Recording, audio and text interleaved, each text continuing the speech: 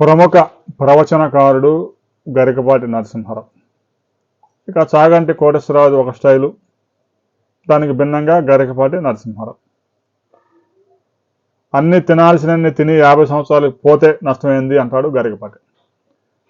ఉప్పు తినొద్దు, పంచదార తినొద్దు, స్వీట్ తినొద్దు, అది తినొద్దు, ఇది తినొద్దు, అవన్నీ తినకుండా 110 సంవత్సరాలు బతికిన ఉపయోగం ఏంది, అన్నీ తిని 50 ఏళ్ళకి పోతే నష్టమైంది అని ఆయన ప్రవచనాల్లో తరచూ చెప్తూ ఉంటాడు. తాజాగా గరికపాటి నరసింహారావు చేసిన వ్యాఖ్యలు దుమారం రేపుతున్నాయి. ప్రభుత్వ పాఠశాలల్లో విద్యార్థుల్ని శోభనం పెళ్లి కొడుకుల్లాగా చూసుకుంటున్నాయి ప్రభుత్వాలు.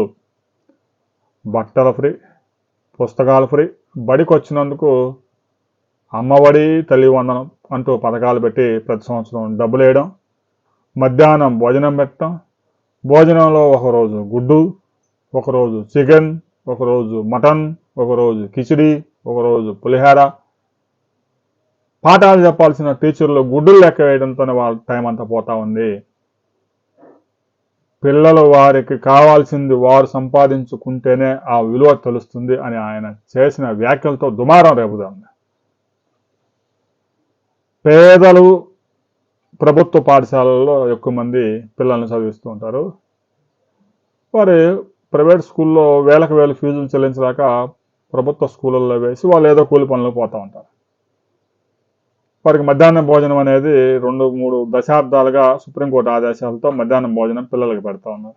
అదేదో ప్రభుత్వాలు సుప్రీంకోర్టు ఆదేశాలు లేకముందు ఒక తమిళనాడులో మాత్రమే మధ్యాహ్నం భోజనం పెట్టేవాళ్ళు పిల్లలకి.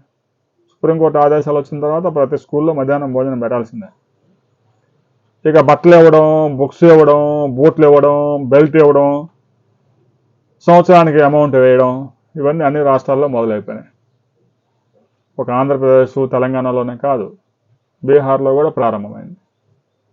ఇలాంటి పథకాలు కొనసాగుతూనే ఉన్నాయి. దీని మీద పేదలు పెద్ద ఎత్తున గరికపాటిని విమర్శిస్తూ ఉంటే, ఎవరైతే ట్యాక్స్ పేయర్స్ ఉన్నారో, ఈ బెనిఫిట్స్ ఎవరైతే అందకుండా ఉండేటోళ్ళు, వాళ్ళు మాత్రం గరికపాటి చెప్పిన దానికి మద్దతు పలుకుతూ ఉన్నారు. ఈ విధంగా నెటిజన్లు కొట్టుకొని చేస్తూ ఉన్నారు గరికపాటి చేసిన వ్యాఖ్యలతో. గరికపాటి చేసిన వ్యాఖ్యలతో మీరు సమర్థిస్తారా, వ్యతిరేకిస్తారా అంటే 50-50 వచ్చేటట్లాగా ఉంది. పేద పిల్లలు స్కూళ్ళు, ప్రభుత్వ స్కూళ్ళలో చదివించేవారే గరికపాటిని విమర్శిస్తూ ఉన్నారు.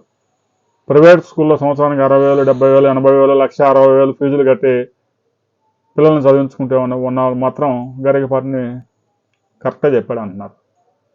అయితే గరికపాటి వ్యాఖ్యల మీద మీ అభిప్రాయాలు కూడా కామెంట్ చేయండి.